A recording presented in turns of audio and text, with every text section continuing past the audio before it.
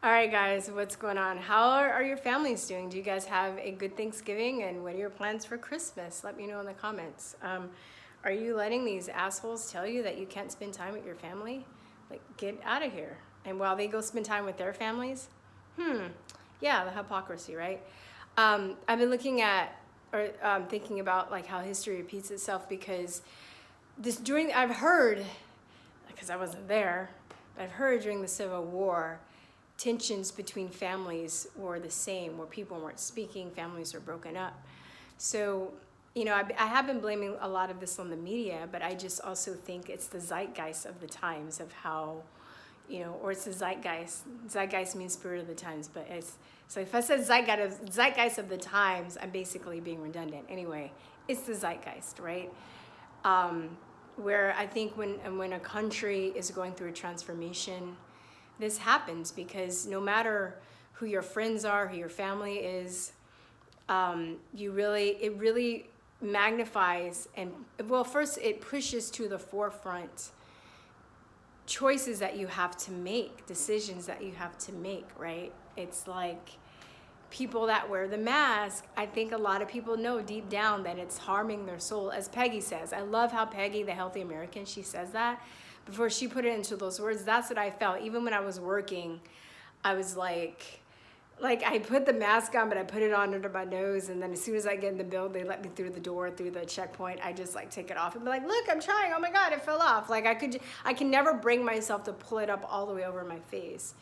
And I couldn't breathe, but even then, there was just something about covering my face, just look weird. And then you look at people, it looks like a scary zombie movie. But I think, so again, I just want people to know that are watching this, I understand if you have to work and you have to do it, or you have something you have to do and you have to wear the mask, I'm not judging you. But when you're literally in a position where you don't have to wear the mask, why are you wearing it? I see people walking down the street by themselves wearing a mask. I see people in their car by themselves wearing a mask. It just doesn't, for me, I know that there's something intrinsically wrong with having to do that. But, then you have other family members that are brainwashed by the media and they think that they're saving lives by wearing a mask. They think they're being protected. And then you have to, come in a situation where maybe you have to come together with your family and be like, okay, well, they're like, oh, well, you can't come over if you're wearing a mask. Well, I'm not going to fucking wear a mask because they don't work and it's stupid. It's ridiculous. Oh, but you have to. Oh, but you don't. Then, it kind of climaxes the point where maybe you've been trying to not say anything, but then you get to the point where you are forced to choose between your own morality and sucking up to people because of their ignorance and their insecurity. And I'm like, which one are you going to choose? Are you going to choose making that person comfortable, but while putting your own health in danger and your own security and self-esteem in danger because you're having to compensate for their profound ignorance and brainwashing? And then you're going to clash. You're going to clash. Some people do it because they don't want it, but then some people clash. But it's getting to the point now where everything is coming to a head, And I was talking to a friend of mine, and she was saying that how her family, parts of her family are trying to turn her kids against her because, she's very adamant about, she's basically on the same level of thinking that I am. And she's just and I called her and I was like, I was mad for her. I think I was more mad about it than she was. And I was like, I'm so mad. That's just fucked up. I can't believe your family's doing this to you. And then she was like, well, honestly, it's stuff that's been magnified. And it's something I need to deal with. And I thought, that's a very mature way to look at it. She's very balanced, maybe in some ways that I'm not. She's just I just need to deal with this. This is something. And then, talking to some of my other friends too, a lot of them have been coming to this conclusion too. It's breaking up relationships, not only with siblings and friends, but also marriage relationships. And I think a few of my friends too that I've talked to, they've told me that, it's just they're realizing it was kind of magnifying problems that were already there in the first place. So It's very interesting. I think this is also kind of like a spiritual revolution in that sense, where maybe there's some friends that you had, and, it might hurt now, but maybe there's some friends that you had that you need to distance yourself from, or have space from, or maybe cut off from for good. Maybe they were already abusive, right? Interestingly enough, knock on wood, I haven't had any male abusive relationships, but I've had plenty female friendships that were very abusive, and I had stayed in. So that could be a whole nother video, but I've always just, I've had that a lot, where I've let, women friends walk all over me and abuse me, and I'd always give them a chance because I'd feel sorry for them, and it was like, oh, they're gonna turn around, they have to see it, maybe I just need to be nice to them, blah, blah, blah.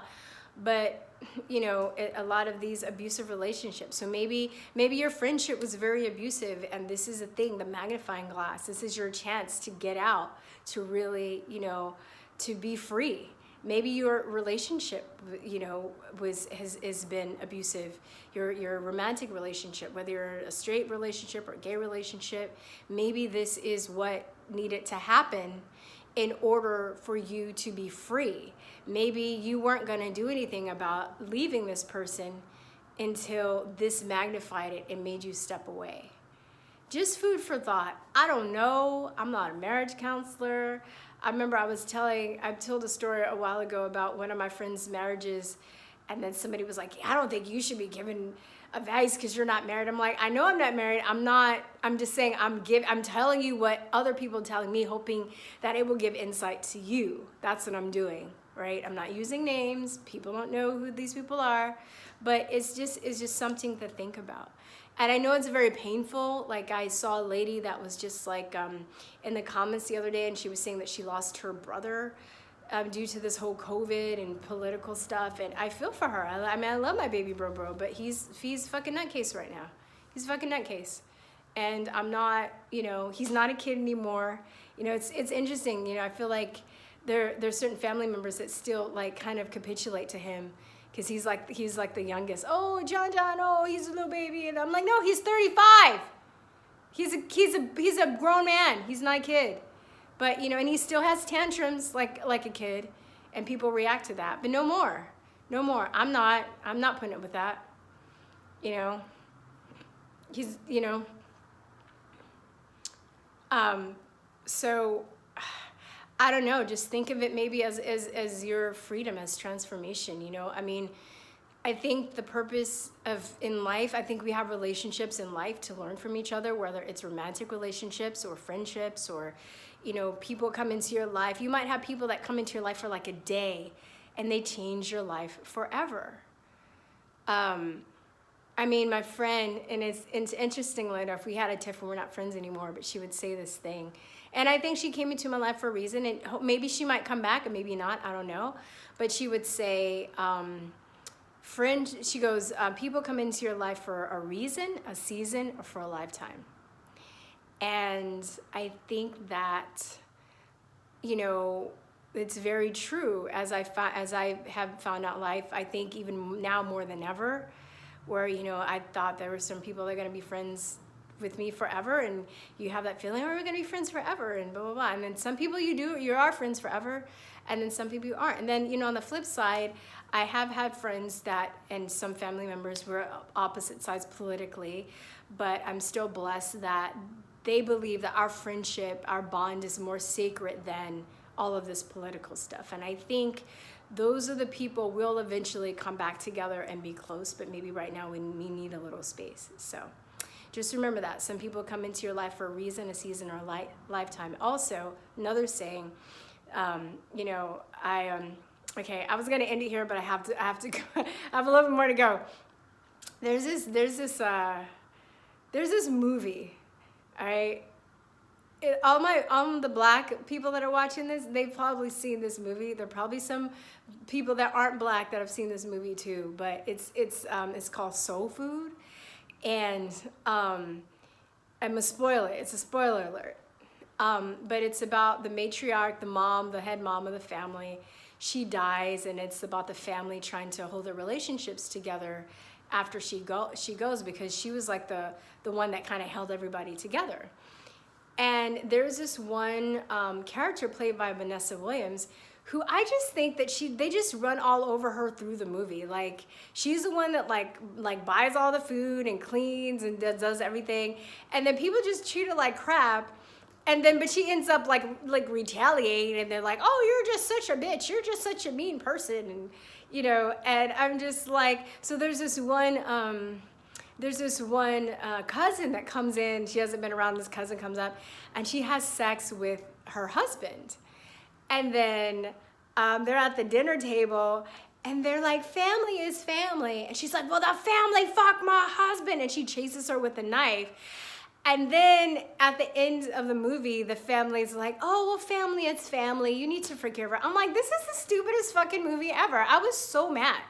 And on top of that, one of the sisters steals her boyfriend and is like married to her. So she's this poor character. Her poor character has just been like run on the whole life, and then, you know, but they paint her as the mean person.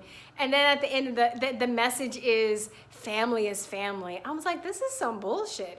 And I remember getting into fights with my cousin over this movie because I was just like, I was taking that character's side, but everybody like is supposed to like hate this character. But I'm like, I see why she's such a bitch, because the family just like, you know, abuses her and uses her. And then they're supposed to like get together and because they're family. I don't believe that. So I